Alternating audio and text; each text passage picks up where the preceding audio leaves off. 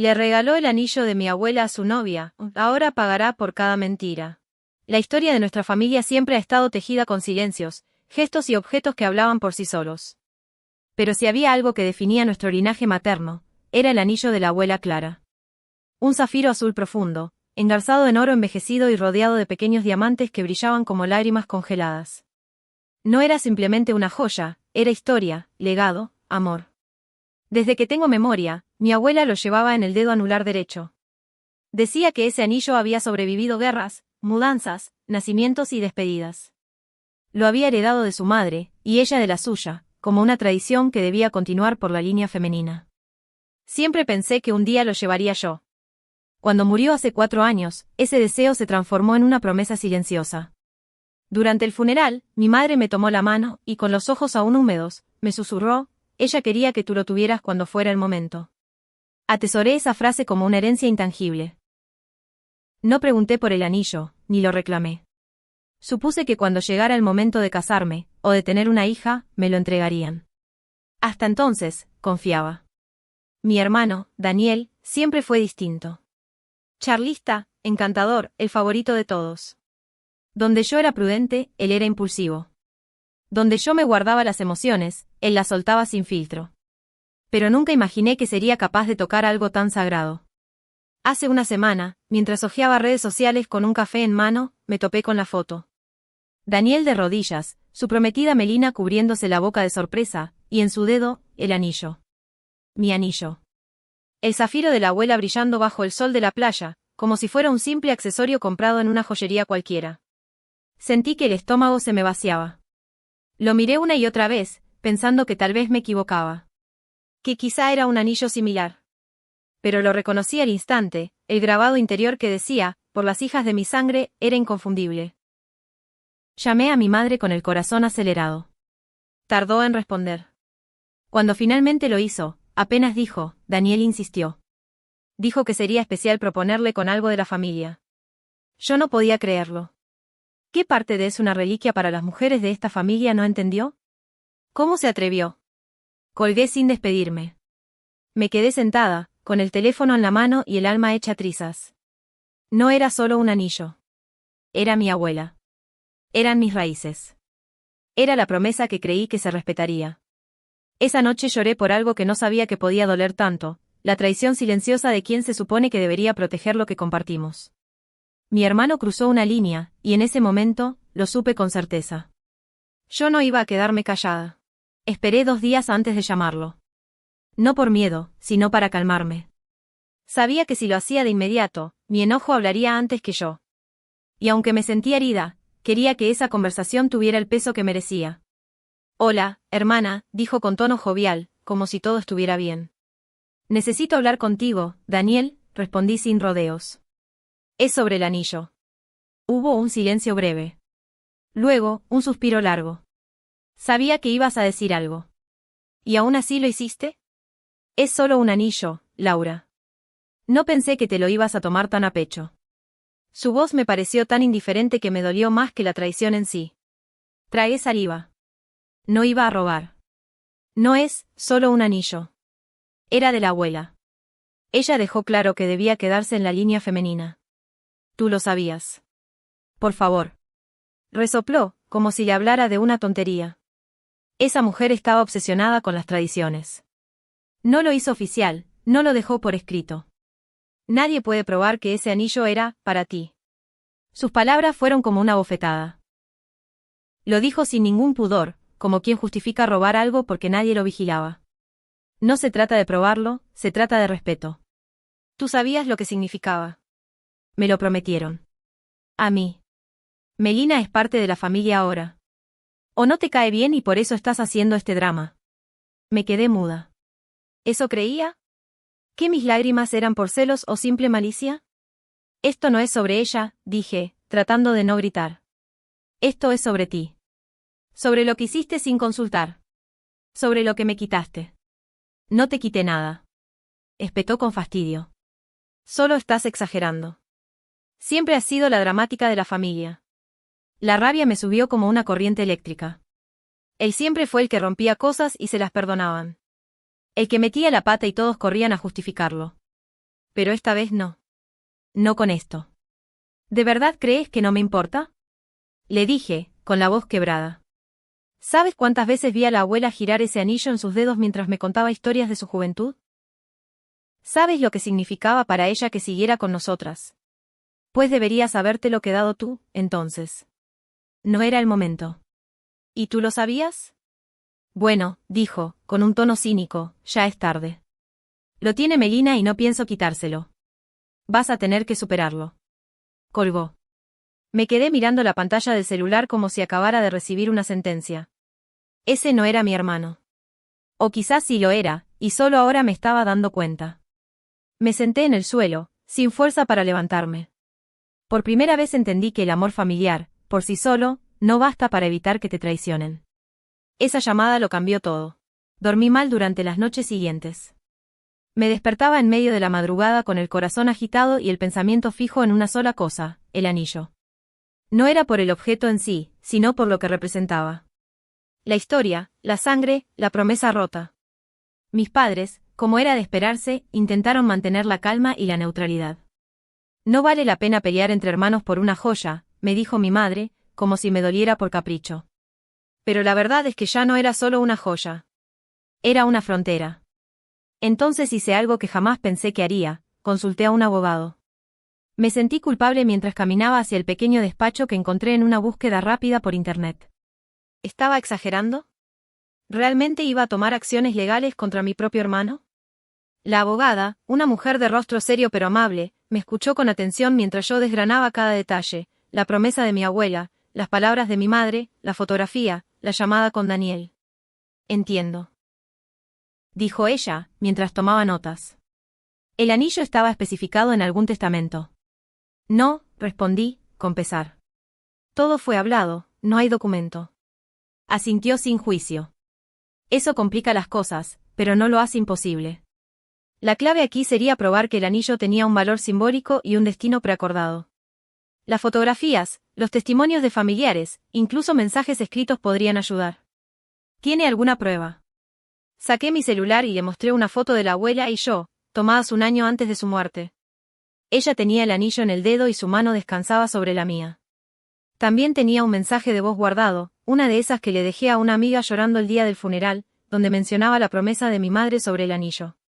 La abogada lo escuchó y luego me miró. No es una prueba definitiva, pero sí habla de tu percepción y del conocimiento que tenías sobre la tradición. Si sumamos más testigos, podríamos armar un caso por apropiación indebida de un bien de carácter familiar. Me quedé en silencio. No era venganza. No era codicia. Era justicia. ¿Vale la pena? Le pregunté, casi como una súplica. Ella me sostuvo la mirada y respondió con calma. Solo tú puedes decidir eso. Pero si estás aquí, es porque algo en tu interior sabe que esto va más allá de un anillo. Salí de ese despacho con un torbellino en el pecho. Nunca imaginé verme en esa posición. Demandar a un hermano. Poner a la familia en una balanza legal. Pero en ese momento, algo se reafirmó dentro de mí, si no defendía lo que era mío, lo que nos pertenecía como mujeres de mi familia, ¿quién lo haría? Volví a casa, abrí una libreta y comencé a escribir. Fechas, recuerdos, detalles. Cada palabra era una piedra más en el puente que me llevaría a la verdad. No iba a retroceder. No esta vez. La noticia no tardó en llegar a la familia. No sé si fue Daniel quien lo divulgó o alguien más, pero en menos de una semana ya todos sabían que yo había contratado a una abogada. Las llamadas comenzaron a llegar, una tras otra, cada una con un tono distinto. Mi tía Carmen fue la primera. Siempre fue cercana a la abuela y en muchos sentidos, a mí también. Hiciste bien, me dijo sin rodeos. Ese anillo no era un accesorio. Era parte de nuestra historia. Daniel fue egoísta, y lo sabes. Su apoyo me dio aliento, aunque la voz de mi madre fue la que más me pesó. Me llamó una noche, la misma en que había reunido más pruebas para el caso. Hija, ¿de verdad vas a hacer esto? Ya lo estoy haciendo, mamá, respondí con firmeza. ¿Y vale la pena dividir a la familia por un objeto? Me senté en la orilla de la cama, sosteniendo el celular con fuerza. No estoy dividiendo a nadie. Fue él quien lo hizo. Tú fuiste quien me dijo que ese anillo era para mí. ¿Recuerdas? Hubo un silencio largo, cargado. Sí, lo recuerdo, pero no creí que llegaríamos a esto. Es tu hermano, Laura. No puedes hablar con él de nuevo. Ya hablé. Él colgó. Y no se arrepiente. Está dolido. ¿Dolido? Él me robó algo que no le pertenecía. No quiero que me lo devuelva a escondidas ni que me pida perdón por compromiso. Quiero que se entienda el valor que tenía ese anillo. Para mí. Para todas. Mi madre no dijo nada más. Solo suspiró y colgó con un débil, cuídate. Sentí que se alejaba de mí un poco más con cada palabra. Después vino el silencio. Una calma artificial donde la mayoría prefirió no opinar. Los mensajes de grupo se enfriaron. Las reuniones familiares, canceladas sin motivo claro. Era como si todos esperaran que me rindiera, como si creyeran que esta era solo una rabieta y eventualmente volvería a mi lugar. Pero yo no era la misma de antes. Había crecido. Había despertado. Un día, recibí una carta. Era de Melina. Laura. No quiero pelear contigo. Nunca quise estar en medio. Daniel me dio el anillo y yo no sabía que te correspondía. Cuando lo supe, quise devolvértelo, pero él se negó y me dijo que tú ya habías pasado página. No sabía qué creer. Solo quiero decirte que lo siento. Que no me interesa quedarme con algo que duele a otros. Yo también perdí a mi abuela y entiendo lo que representa. Si decides continuar con el caso, lo respeto. Pero quiero que sepas que, de corazón, no busqué hacerte daño. Eso me descolocó. No esperaba compasión de su parte. No porque la odiara, sino porque había imaginado un frente unido en su contra. Y ahí estaba ella, reconociendo el dolor. No supe si llorar o agradecerle. Pero si supe algo, ahora el conflicto tenía un nuevo matiz. No era solo entre Daniel y yo. Era entre lo correcto y lo fácil. Y yo había elegido. Nunca imaginé que estaría en una sala judicial enfrentando a mi propio hermano. La cita era a las 9 de la mañana. Me levanté temprano, aunque no dormí casi nada. Había escogido cuidadosamente mi ropa, no por vanidad, sino porque sentía que era una armadura, sobria, neutra, firme. Me miré al espejo antes de salir y vi a una versión de mí que no reconocía del todo, pero que me inspiraba respeto. Había dejado de temblar. Daniel llegó con Melina. Evitó mirarme. Su gesto era tenso, altivo, como si estuviera allí por obligación, como si todo aquello fuera una comedia absurda. Mi abogada me dio una mirada firme. Tranquila, Laura. Vamos bien. Lo importante es que te mantengas clara y honesta. Tu verdad es suficiente. Asentí. El juez era un hombre mayor, con rostro cansado y gafas gruesas. No parecía particularmente interesado en las emociones humanas, pero sí en los detalles. Empezó pidiendo una exposición de los hechos. Mi abogada habló con precisión. La tradición familiar, el contexto, la ausencia de testamento, la prueba simbólica, los mensajes, las fotografías, los testimonios de 2 tías que enviaron sus declaraciones por escrito. Cuando fue mi turno de hablar, me costó comenzar. Me temblaban las manos. El anillo no era solo un objeto. Era la última promesa de mi abuela. Una historia que me correspondía a mí. Me duele estar aquí, pero me dolería más quedarme callada como tantas veces lo hice en esta familia. El juez asintió sin expresión. Luego fue el turno de Daniel. Su abogado dijo que no había prueba legal de que el anillo fuera mío, que no existía testamento, y que Daniel, como nieto también, tenía derecho a conservar un recuerdo de su abuela. Cuando el juez le pidió hablar, él se encogió de hombros. No sabía que le importaba tanto. Si lo hubiera dicho antes. Lo dijo con ese tono pasivo que siempre usaba para justificarse, para no asumir responsabilidad. Como si mi dolor fuera una exageración. Como si yo fuera una carga emocional más en su vida. El juicio duró poco más de 1 hora. El juez pidió un receso para deliberar. Me senté, sintiendo que el aire me pesaba. Miré a Daniel. Seguía evitando mis ojos. ¿Por qué lo hiciste? Le pregunté en voz baja, sin ira. Me miró, finalmente, y su rostro mostró algo que no esperaba, fastidio. Porque pensé que no te importaría. Siempre te quedas callada. Siempre cedes. Sentí un nudo en el estómago. Y entonces supe, esto no se trataba solo del anillo. Se trataba de que, por primera vez, no estaba dispuesta a ser invisible. Cuando el juez volvió, leyó su decisión. En vista de la evidencia simbólica y los testimonios aportados, esta corte considera que el anillo fue entregado con una intención familiar clara a la señorita Laura Rodríguez. Se ordena la devolución del objeto en un plazo no mayor a 10 días. Silencio. Triunfo. Y una tristeza profunda. Ganar no siempre se siente como una victoria. Pero es justicia. Recibí el anillo por correo certificado, una semana después del juicio. Daniel no me lo entregó en persona. Ni siquiera dejó una nota. Lo abrí con manos temblorosas, como si pudiera desintegrarse entre mis dedos. Era exactamente como lo recordaba, dorado, con una diminuta piedra turquesa en el centro. Mi abuela decía que protegía el alma. Lo sostuve largo rato en la palma, sintiendo su peso, su historia, su verdad. Lloré. No por el anillo. Por todo lo que costó recuperarlo. Por todo lo que se rompió en el camino.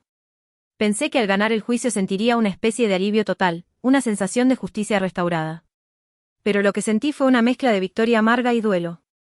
Había recuperado algo precioso, y había perdido algo también. O quizás lo había dejado ir. Las llamadas disminuyeron aún más. Mi madre no volvió a llamarme. Algunas primas me escribieron en privado para decir que entendían, pero ninguna fue clara. Todos parecían incómodos con mi decisión, como si hubiese quebrado un código familiar no escrito, el de callar por el bien de todos. Pero yo no me arrepentía. Un día cualquiera, saliendo de una librería, me encontré con Melina. Nos quedamos mirándonos en silencio. Ella fue la primera en hablar. Se lo quitó sin decir nada, susurró. Lo dejó sobre la mesa una noche y me dijo, ya está, lo devolví. No quiso hablar más del tema. Asentí, sin saber qué decir. Sé que esto cambió todo, continuó. Pero, de algún modo, me alegra que te hayas defendido. Aunque doliera, creo que alguien tenía que hacerlo. Le agradecí. Su gesto fue sincero. Y por primera vez, dejé de verla como enemiga. Caminé a casa con pasos ligeros. Esa noche, tomé el anillo y lo guardé en la cajita de terciopelo que siempre estuvo en mi mesita de noche. Lo acaricié una última vez antes de cerrarla. No por olvido, sino por respeto. Me senté frente al escritorio y comencé a escribir una carta. No a Daniel. A mi abuela. Abuela. Te prometí cuidar lo que me dejaste, y lo hice. No fue fácil. A veces desearía que hubieras dejado algo por escrito, que hubieras hablado más claro. Pero entiendo que las palabras no siempre alcanzan. Luché por tu anillo, no por el oro, sino por lo que significaba. Por mí. Por nosotras. Perdí cosas en el camino. Pero gané algo que no se ve, mi voz. Te extraño. Gracias por creer en mí, incluso desde el silencio. Después de eso, dormí mejor. Daniel y yo no volvimos a hablarnos. Supongo que él aún me culpa. Quizá algún día lo entienda. O quizá no. Pero lo importante es que yo sí lo entendí. La herencia más grande que recibí no fue un anillo. Fue el derecho a decir, esto me pertenece. A defender mi historia. A no desaparecer. Y eso, nadie me lo podrá quitar. Han pasado 8 meses desde el juicio. Mi vida no dio un giro dramático ni se transformó de un día para otro. No hubo reconciliaciones milagrosas, ni discursos de perdón entre lágrimas. No todos los finales felices tienen que incluir reencuentros. Pero sí hubo paz. Y eso, para mí, es el mayor cierre posible. Volví a retomar cosas que me hacían bien y que había dejado de lado. Retomé clases de cerámica, algo que siempre me conectó con mi abuela, y abrí una pequeña tienda online donde vendo piezas inspiradas en los diseños que ella me enseñó. No me hago rica, pero me siento plena. Una mañana de abril, mientras preparaba un pedido, recibí una carta manuscrita. Reconocí la letra al instante. Era de mi tía Clara, la hermana menor de mi abuela. Decía: Querida Laura. Me enteré de lo que pasó. No te escribí antes porque necesitaba tiempo para procesar lo ocurrido y también para recordar algunas cosas importantes. Tu abuela, poco antes de morir, me mostró ese anillo. Dijo que era para ti. Me dijo que eras la única con el corazón y la memoria suficientes para cuidarlo. Me pidió que, si algún día alguien dudaba de eso, yo diera fe de su intención. Perdóname por haber callado durante el juicio. Me dejé vencer por la presión de la familia. Pero no quiero quedarme con ese silencio. Quiero que sepas que ella confió en ti, y yo también lo hago ahora. Lloré al leerla. No de tristeza, sino de alivio. Guardé esa carta junto al anillo. Ahora, cuando lo miro, ya no duele. Daniel sigue con Melina, al menos según su perfil en redes sociales. No sé mucho más. Me bloqueó hace meses, y no he intentado contactarlo. Antes, eso me habría roto el corazón. Hoy, solo me produce una nostalgia serena, como cuando se recuerda un sitio donde alguna vez se vivió, pero al que ya no se pertenece. Mi madre me llamó en diciembre. Fue una conversación breve. Quiso saber cómo estaba, qué hacía. No mencionó el juicio. Yo tampoco. Pero fue el primer paso. Tal vez haya un futuro donde podamos reconstruir algo. O tal vez no. Ya no vivo con la necesidad de agradar ni de mendigar afecto. No me corresponde cargar con el silencio de otros. Ahora camino con más seguridad. He aprendido que ser firme no es ser cruel. Que poner límites no es falta de amor. Y que defender lo tuyo no te convierte en egoísta. Mi abuela me enseñó muchas cosas, pero la más importante me la dejó como legado sin decir una palabra. Quien conoce su valor no tiene que gritarlo. Solo vivirlo. Y aquí estoy, viviéndolo. La reliquia familiar está a salvo. Pero más importante aún, yo también lo estoy. Porque al final, más allá del oro y la piedra turquesa, lo que realmente heredé fue la libertad de no quedarme callada. Y pienso honrarla cada día. El otoño había llegado con hojas doradas cubriendo la acera, y con él, el aniversario del juicio. Me sorprendí pensando en ello mientras tomaba café en mi balcón. No porque lo echara de menos, Dios sabe que no, sino porque ya no dolía. Mi negocio de cerámica creció. Había logrado exponer algunas piezas en una feria de diseño local. La vida, con sus ritmos tranquilos, por fin se sentía mía. Fue en esa feria que me encontré con Sofía, una antigua amiga de Daniel. No la veía desde hacía años. Se acercó sonriendo con un gesto que mezclaba ternura y un poco de culpa. ¿Te enteraste de Daniel?, preguntó mientras observaba una de mis piezas. Lo dejó Melina. Lo echaron de la empresa de su suegro también, dicen que hubo un lío con dinero y que lo descubrieron mintiendo en un informe legal. No supe qué responder. No sentí alegría. Pero tampoco lástima.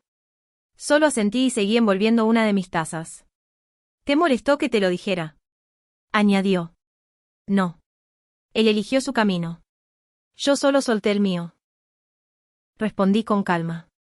Esa noche, al volver a casa, pensé en cómo una simple decisión puede revelar quiénes somos de verdad. Daniel eligió el brillo falso, la aprobación rápida. Yo elegí el conflicto, la verdad, la raíz. No gané una fortuna. No gané la simpatía de todos. Pero gané algo más grande, integridad. Y con eso, vivo en paz. Encendí una vela junto al retrato de mi abuela. El anillo seguía en su caja, pero a veces lo sacaba, lo sostenía en la mano, y recordaba de dónde venía. Ese día lo abrí una vez más, lo saqué, y lo llevé al cuello con una fina cadena. No para mostrarlo.